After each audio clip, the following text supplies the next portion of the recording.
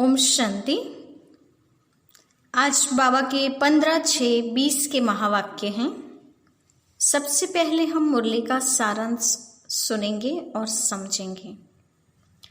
आज बाबा ने स्मृति दिलाई है कि बच्चे अब 84 का चक्र पूरा हुआ, बस अब हमें अपने घर शांतिधाम जाना है, बाकी थोड़ा समय बचा है।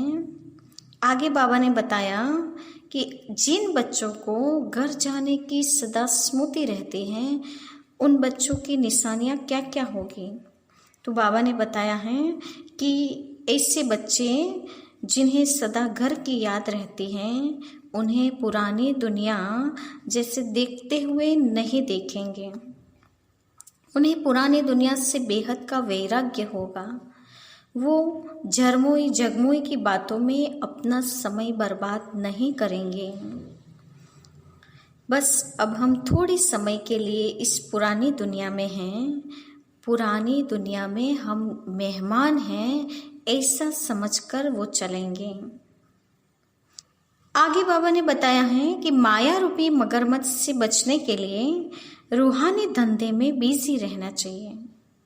बाबा ने कहा, तुम युद्ध के मैदान में हो। माया रुस्तम से रुस्तम होकर लड़ती है। माया को पता है बहुत कमजोर बच्चे भी हैं, मध्यम भी हैं और तीखे योद्धे भी हैं। ये हमारी लड़ाई गुप्त ही गुप्त अंडरग्राउंड युद्ध चलती है, आंतरिक लड़ाई है। वैसे बाबा ने कहा दुनिया में भी अंडरग्राउंड बॉम्ब्स की ट्रायल कर रहे हैं। तो अब हम बच्चों को माया की इस लड़ाई में जीत प्राप्त करके बाप का मददगार बनना है।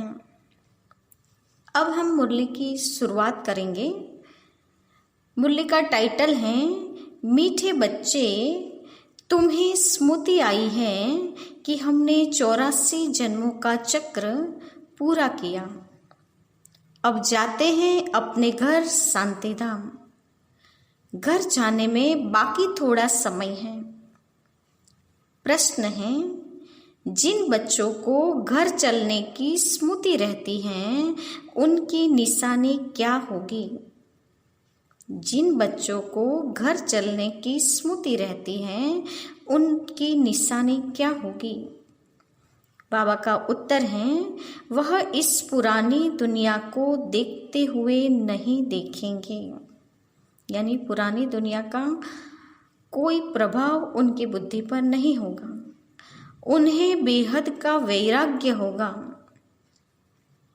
धंधे धूरी में रहते भी हल्के रहेंगे। इधर उधर जरमुई जगमुई की बातों में अपना समय बर्बाद नहीं करेंगे। अपने को इस दुनिया में मेहमान समझेंगे। ओम शांति।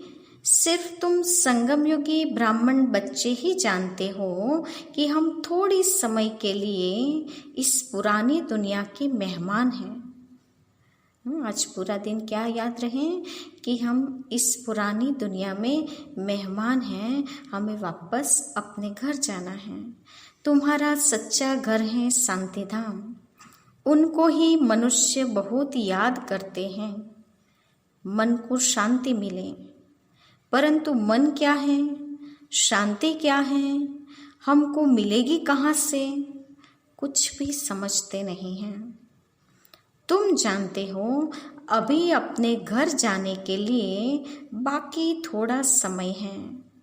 सारी दुनिया के मनुष्य मात्र नंबरवार वहाँ जाएंगे। वह है शांतिधाम, यह है दुखधाम। यह याद करना तो सहज है ना। कोई भी बूढ़े हो व जवान हो, यह तो याद कर सकते हो ना। इनमें सारी सृष्टि का ज्ञान आ जाता है, सारी डिटेल बुद्धि में आ जाती है। अभी तुम संगम युग पर बैठे हो, यह बुद्धि में रहता है कि हम जा रहे हैं शांतिधाम ड्रामा प्लेन अनुसार। यह बुद्धि में रहने से तुमको खुशी होगी, स्मृति रहेगी। हमको अपने 84 जन्मों की स्मृति आ गई है। वह भक्ति मार्ग अलग है, यह ज्ञान मार्ग की बातें अलग हैं। बाप समझा रहे हैं, मीठे बच्चों, अब अपना घर याद आता है। बाबा पूछ रहे हैं बच्चों से कि अब अपना घर याद आता है। कितना सुनते रहते हो, इतनी ढेर बातें सुनते हो। एक यही है कि अभी हम शांति धाम जाएंगे, फिर सुख धाम आएंगे। बाप आया ही है पावन दुनिया में ले जाने के लिए। सुख धाम में भी आत्माएं सुख और शांति में रहती हैं। शांति धाम में सिर्फ शांति ही शांति है। यहाँ तो बहुत हंगामा है ना। यहाँ मधुबन से तुम जाएंगे अपने घर में तो बुद्धि जरमोई जगमोई अपने धंधे तरफ चली जाएगी। यहाँ तो वह झंझट नहीं रहती है। बाबा ने कहा मधुबन में बुद्धि बिल्कुल बाबा के साथ जुटी रहती है, लेकिन जैसे ही घर जाएंगे तो बुद्धि धंधे धोरी में जरमोई जगमोई में चली जाएगी, वापस झंझट में पड़ जाएंगे। तुम जानते हो हम आत्माएं हैं ही शांति धाम की निवासी। यहाँ हम पाठधारी बने हैं और कोई को यह पता नहीं है कि हम पाठधारी कैसे हैं। तुम बच्चों को ही बाप आकर पढ़ाते हैं। कोटों में कोई पढ़ते हैं, सब तो नहीं पढ़ेंगे। तुम अभी कितने समझदार बनते हो, पहले बेसमझ थे। अभी तो देखो लड़ाई झगड़ा आदि कितना है, इनको क्या कहेंगे। हम आपस में भाई भाई हैं, वो बात ही भूल गए हैं। भाई भाई कभी खून करते हैं क्या? हाँ, खून करते भी हैं तो सिर्फ मिल्कियत के लिए। अभी तुम जानते हो हम सब एक बाप के बच्चे भाई भाई हैं। बाबा ने कहा आत्मा होने के नाते आपस में हम सब भाई भाई हैं। तुम प्रैक्टिकल में समझते हो। हम आत्माओं को बाबा आकर पढ़ाते हैं। 5000 वर्ष पहले मुआफिक हमको पढ़ाते हैं, क्योंकि वह ज्ञान सागर है। इस पढ़ाई को और कोई भी नहीं जानते हैं। यह भी तुम बच्चे जानते हो, बाप ही स्वर्ग का रचयिता है। सृष्टि रचने वाला नहीं कहेंगे, सृष्टि तो अनादि है ही। स्वर्ग को रचने वाला कहेंगे। वहाँ और कोई खंड नहीं था, यहाँ तो बहुत खंड हैं। कोई समय था जबकि एक धर्म था, एक ही खंड था। बाबा ने कहा सतयुग में एक ही भारत खंड था, एक ही आदि सनातन देवी देवता धर्म था। पीछे फिर वैरायटी धर्म आते गए। अभी बुद्धि में बैठता है कि वैरायटी धर्म कैसे आते हैं। पहला पहला आदि सनातन देवी देवता धर्म है। सनातन धर्म भी यहाँ कहते हैं, परंतु अर्थ कुछ भी समझते नहीं हैं। तुम सब आदि सनातन देवी देवता धर्म के हो, सिर्फ पतित बन गए हो। बाबा ने कहा ओरिजिनल रूप में तो हम सब देव कुल की आत्माएं हैं। अभी इस जन्म मरण के चक्र में आते आते पतित बन गए हैं।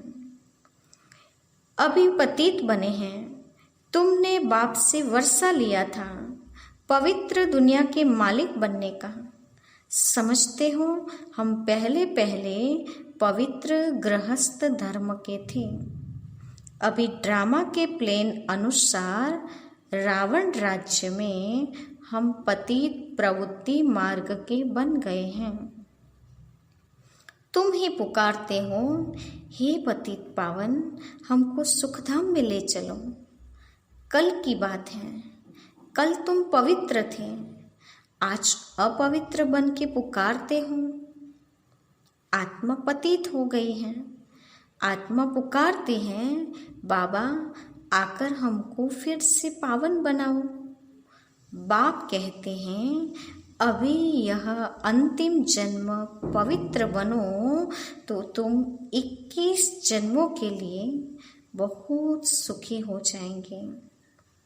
बाबा तो बहुत अच्छी बातें सुनाते हैं, बुरी चीज छुड़ाते हैं। तुम देवता थे ना? बाबा ने कहा तुम देवता थे, इसीलिए बाबा अभी बुरी चीज़ों को छुड़ा रहे हैं। अब फिर बनना है, वापस ऐसा देवता बनना है। पवित्र बनो, कितना सहज है। कमाई बहुत भारी है। बाबा ने कहा धारणा कितनी सहज और उसके सामने प्राप्ति कितनी भारी है। ये सोचो, प्राप्तियों की लिस्ट सामने रखेंगे तो बाबा की बताई हुई धारणा हमें सहज धारण हो सकेगी। तुम बच्चों की बुद्धि में हैं, शिव बाबा आया है, हर 5000 वर्ष बाद आते हैं। पुरानी दुनिया से नई दुनिया होती है ज़रूर, यह कोई और बता न सके। शास्त्रों में कलयुग की आयु बहुत लंबी कर दी है। यह है सारी भावी ड्रामा की। बाबा ने कहा कल्प की आयु इतनी लंबी चौड़ी बता देना, ये भी भावी है ड्रामा की। अभी तुम बच्चे पापों से मुक्त होने का पुरुषार्थ करते हो। ध्यान रहे और कोई पाप न हो जाए। देह अभिमान में आने से ही फिर और विकार आते हैं, जिससे पाप होता है। इसलिए भूतों को भगाना पड़ता है। पाप होने का मुख्य कारण बाबा ने कहा देह अभिमान है, तो इस देह अभिमान के भूत को भगाना पड़ेगा। इस दुनिया की कोई भी चीज में मोह न हो, इस पुरानी दुनिया से वैराग्य हो। बल देखते हो पुराने घर में रह पड़े हो, परंतु बुद्धि नई दुनिया में लगी हुई हो। बाबा ने कहा इस पुरानी दुनिया का सब कुछ देखते हुए, सब कुछ उपयोग में लाते हुए भी याद रहे कि ये पुरानी दुनिया की कोई भी चीज़ हमें काम आने वाली नहीं है। उनसे पूरा वैराग्य होना चाहिए। जब नए घर में जाएंगे तो नए को ही देखेंगे।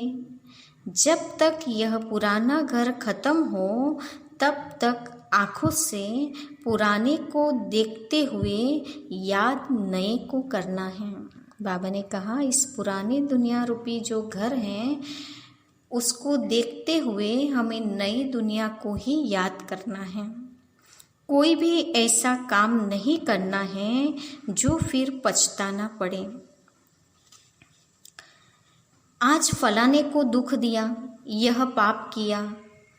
बाबा से पूछ सकते हो बाबा यह पाप है?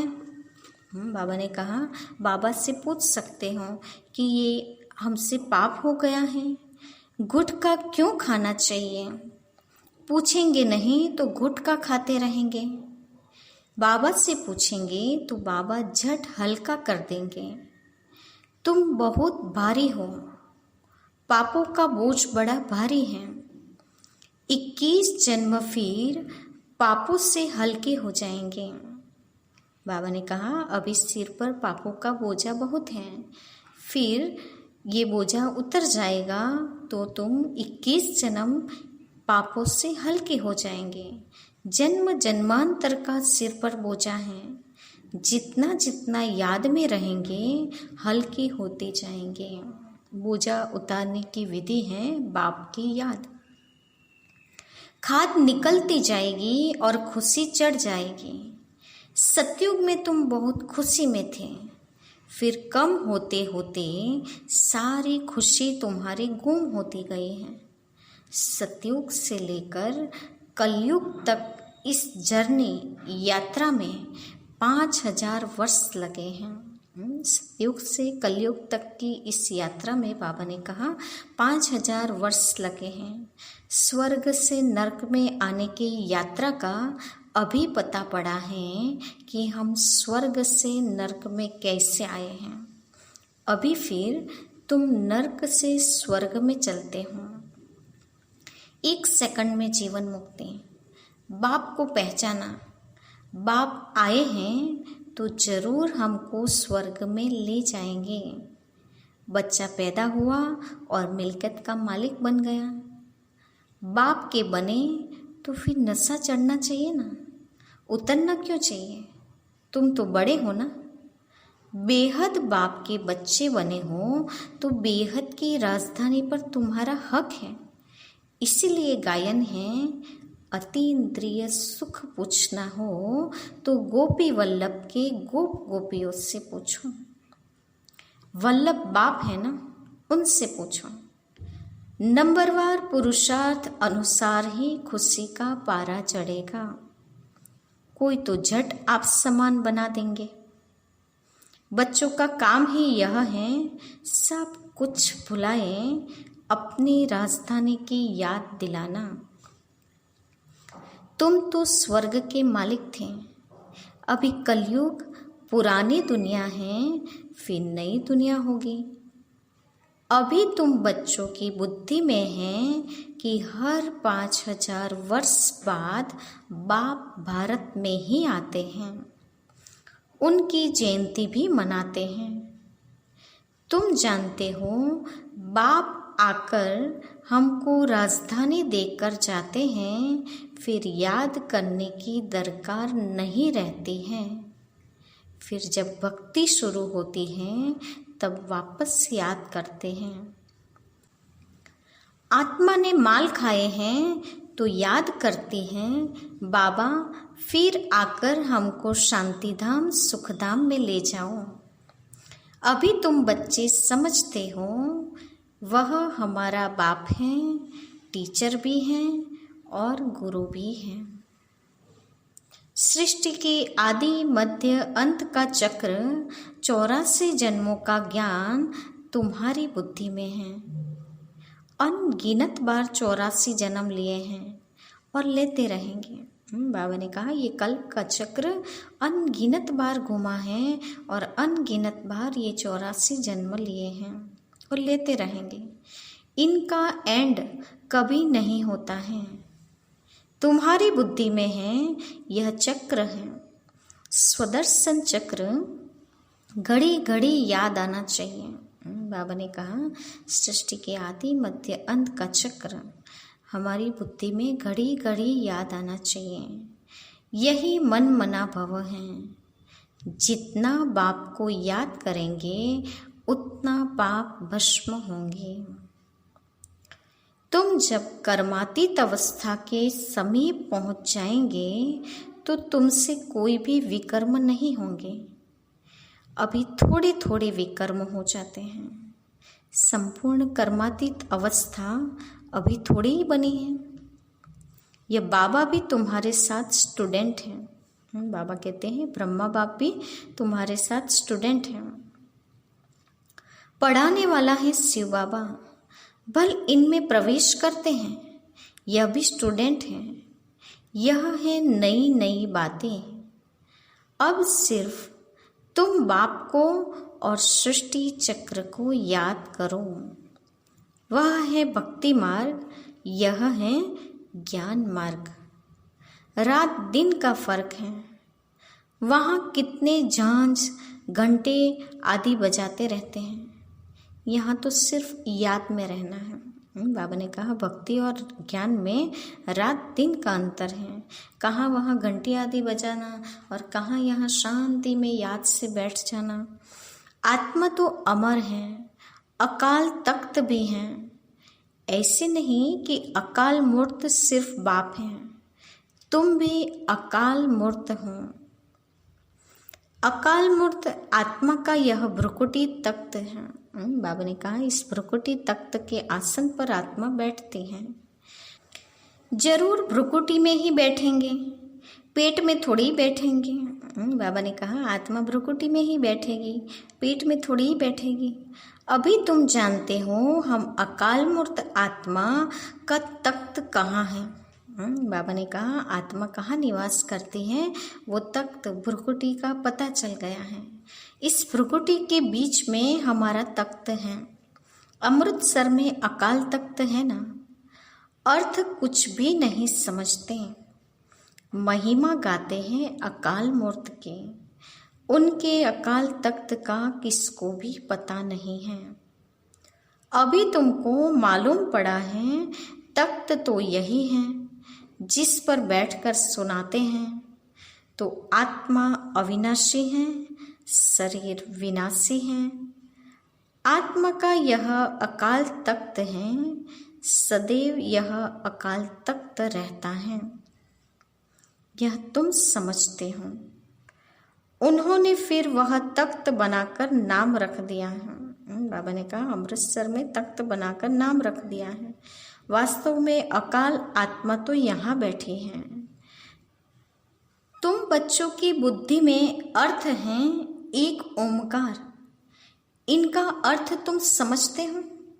बाबा ने कहा सिख धर्म में कहा गया है एक ओमकार सतनाम कर्ता पुरख, निर्भाव निर्वीर अकाल मूर्त, अजूनी सेवम गुरु प्रसाद।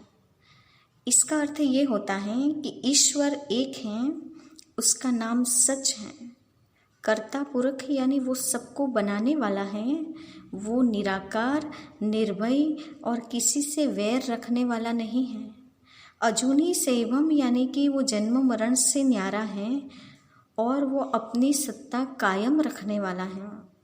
तो बाबा ने कहा सिख धर्मों में भी एक ओमकार का अर्थ यही बताया गया है कि ईश्वर एक है, जिसको बाबा ने हमें सहज करके समझाया है।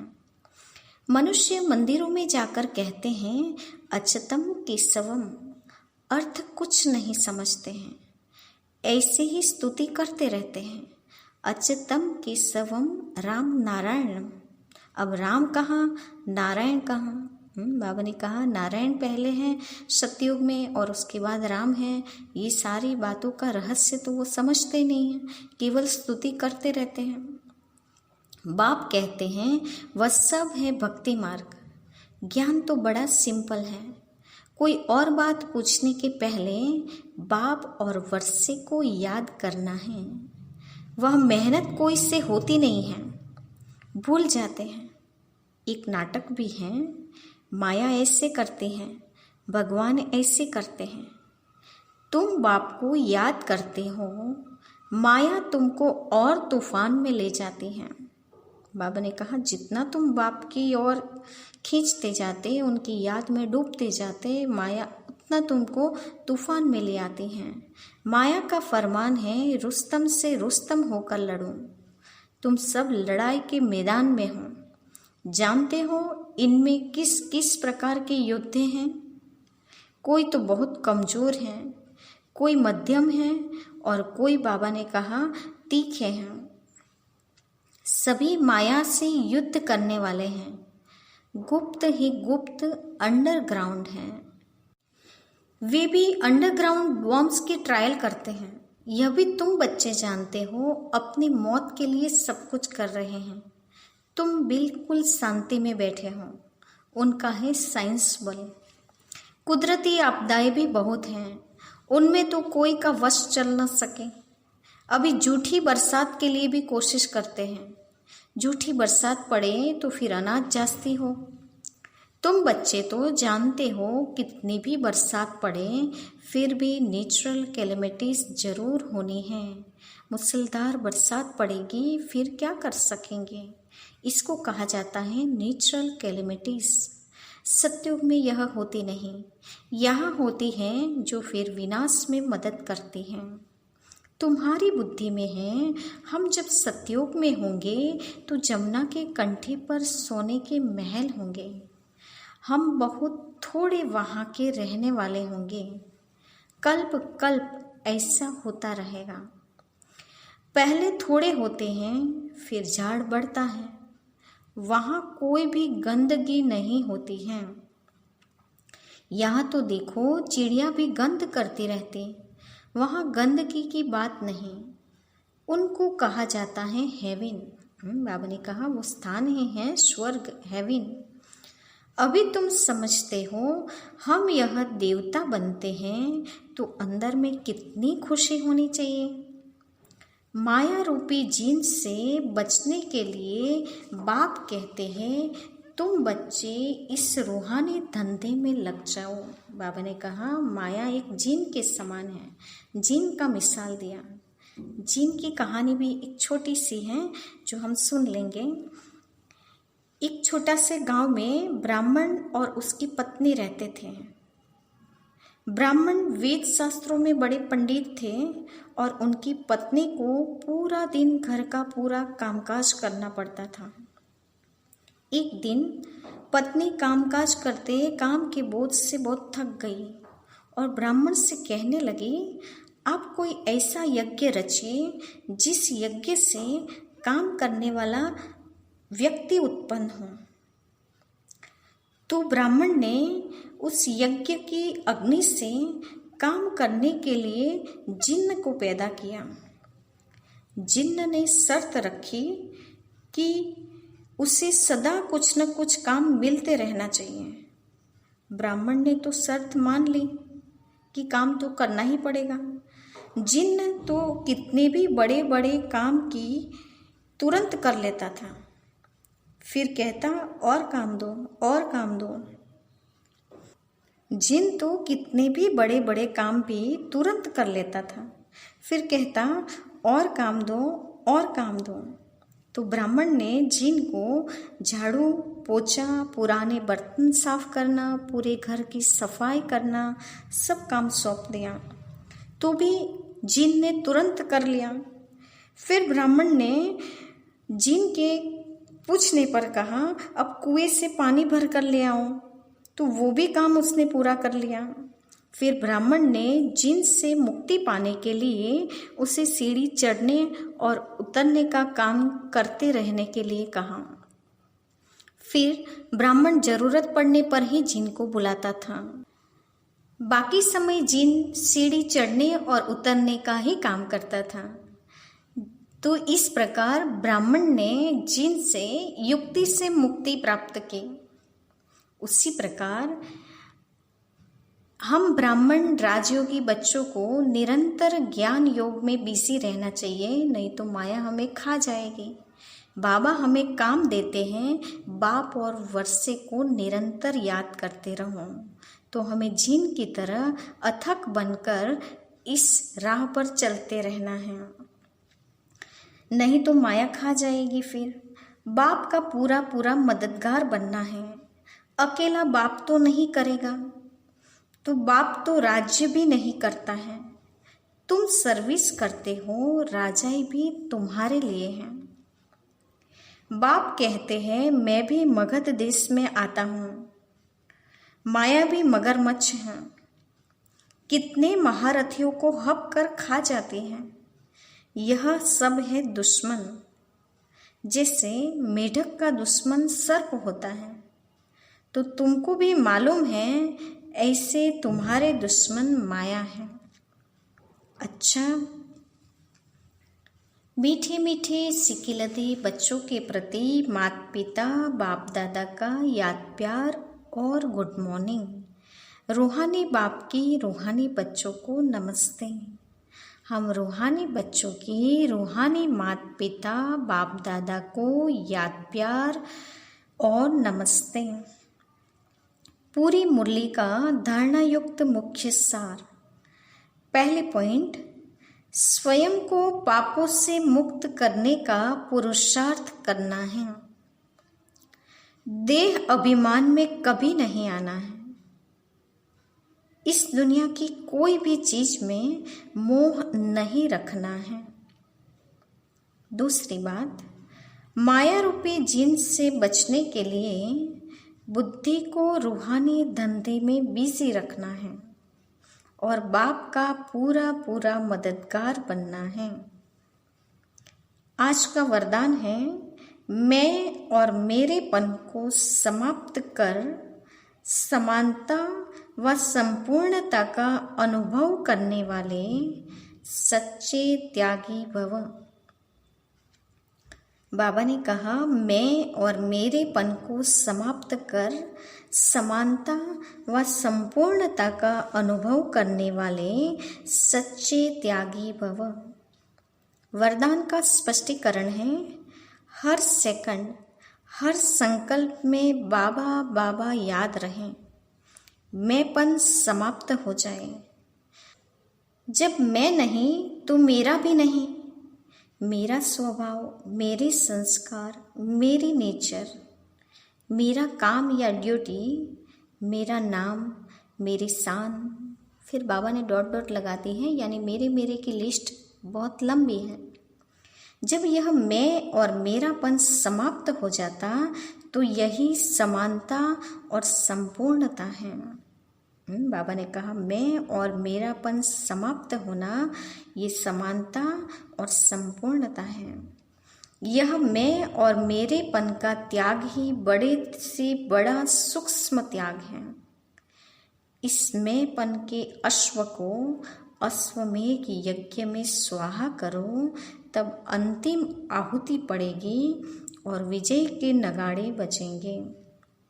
तो बाबा ने समझाया है कि मैं और मेरेपन को समाप्त करो, समानता और संपूर्णता का अनुभव करो, और इस मैं और मेरेपन के सूक्ष्म त्याग के द्वारा ही इस मैं और मेरेपन के अश्व को अश्वमेघ यज्ञ में स्वाहा करने से ही विजय के नगाड़े बजेंगे।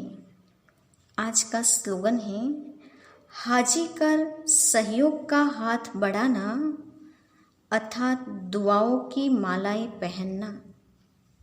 बाबा ने कहा हाजी कर सहयोग का हाथ बढ़ाना अर्थात दुआओं की मालाएं पहनना। तो हाजी करते जाओ और दुआओं की माला पहनते जाओ। ओम शांति।